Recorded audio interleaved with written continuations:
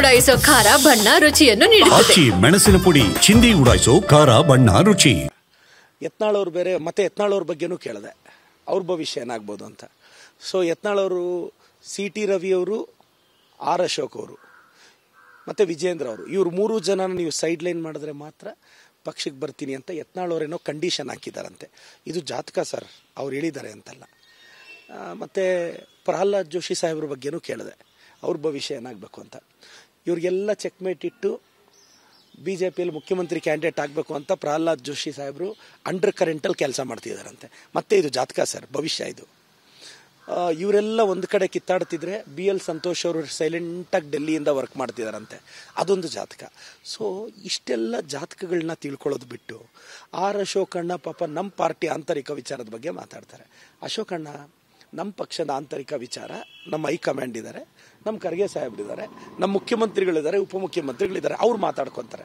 ಅಣ್ಣ ನಿಮ್ಮ ಜಾತಕ ನೀವು ನೋಡ್ಕೊಳ್ಳಿ, BJPಯಲ್ಲಿ ಅಕ್ಟೋಬರ್ ಕ್ರಾಂತಿ ನಡೆಯಲಿದೆ. R ಅಶೋಕ್ ಅವ್ರ ಚೇರಿಗೆ ಕಂಟಕವಿದೆ. R ಅಶೋಕ್ ಅವ್ರ ಚೇರಿನ ಮೇಲೆ ಸುನೀಲ್ ಕುಮಾರ್ ಅವರು ಕಣ್ಣು ಹಾಕಿದ್ದಾರೆ. ನೋಡಿ, ನನಗೆ ಸುನೀಲ್ ಅಣ್ಣ ಆಕ್ಟಿವ್ ಆಗಿ ಹೋಗ್ಬಿಟ್ಟಿದ್ದಾರೆ. ಅವರು ಪಾಪ ಸುನೀಲ್ ಅಣ್ಣ ಕಾಯ್ತಾ ಇದ್ದಾರೆ, ಯಾವಾಗ ಬಿಟ್ಟು ಕೊಡ್ತಾರೋ R ಅಶೋಕ್ ಅವರು ಅಂತ. R ಅಶೋಕ್ ಅಣ್ಣನೂ ಬೇಜಾರಾಗಿಬಿಟ್ಟಿದ್ದಾರೆ. ಸೊ BJP ಒಡೆದ ಮನೆ, BJP 100 ಮನೆ ಆಗಿದೆ. ಆ ಒಡೆದ ಮನೆಯಲ್ಲಿ ಏನೇನಾಗುತ್ತೋ ತಿಳ್ಕೊಬೇಕಷ್ಟೆ. ಯತ್ನಾಳ್ ಅವರು ಬೇರೆ ಮತ್ತೆ ಯತ್ನಾಳ್ ಅವ್ರ ಬಗ್ಗೆನೂ ಕೇಳಿದೆ, ಅವ್ರ ಭವಿಷ್ಯ ಏನಾಗ್ಬೋದು ಅಂತ.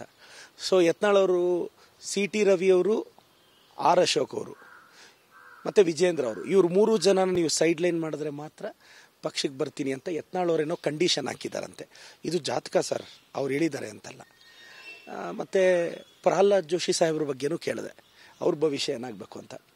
ಇವ್ರಿಗೆಲ್ಲ ಚೆಕ್ಮೇಟ್ ಇಟ್ಟು BJPಯಲ್ಲಿ ಮುಖ್ಯಮಂತ್ರಿ ಕ್ಯಾಂಡಿಡೇಟ್ ಆಗಬೇಕು ಅಂತ ಪ್ರಹ್ಲಾದ್ ಜೋಶಿ ಸಾಹೇಬರು ಅಂಡರ್ ಕರೆಂಟಲ್ಲಿ ಕೆಲಸ ಮಾಡ್ತಿದ್ದಾರಂತೆ. ಮತ್ತೆ ಇದು ಜಾತಕ ಸರ್, ಭವಿಷ್ಯ ಇದು. ಇವರೆಲ್ಲ ಒಂದು ಕಡೆ ಕಿತ್ತಾಡ್ತಿದ್ರೆ BL ಸಂತೋಷ್ ಅವರು ಸೈಲೆಂಟಾಗಿ ಡೆಲ್ಲಿಯಿಂದ ವರ್ಕ್ ಮಾಡ್ತಿದ್ದಾರಂತೆ, ಅದೊಂದು ಜಾತಕ. ಸೊ ಇಷ್ಟೆಲ್ಲ ಜಾತಕಗಳನ್ನ ತಿಳ್ಕೊಳ್ಳೋದು ಬಿಟ್ಟು R ಅಶೋಕಣ್ಣ ಪಾಪ ನಮ್ಮ ಪಾರ್ಟಿ ಆಂತರಿಕ ವಿಚಾರದ ಬಗ್ಗೆ ಮಾತಾಡ್ತಾರೆ. ಅಶೋಕಣ್ಣ ನಮ್ಮ ಪಕ್ಷದ ಆಂತರಿಕ ವಿಚಾರ, ನಮ್ಮ ಹೈಕಮಾಂಡ್ ಇದ್ದಾರೆ, ನಮ್ಮ ಖರ್ಗೆ ಸಾಹೇಬ್ರಿದ್ದಾರೆ, ನಮ್ಮ ಮುಖ್ಯಮಂತ್ರಿಗಳಿದ್ದಾರೆ, ಉಪಮುಖ್ಯಮಂತ್ರಿಗಳಿದ್ದಾರೆ, ಅವ್ರು ಮಾತಾಡ್ಕೊತಾರೆ.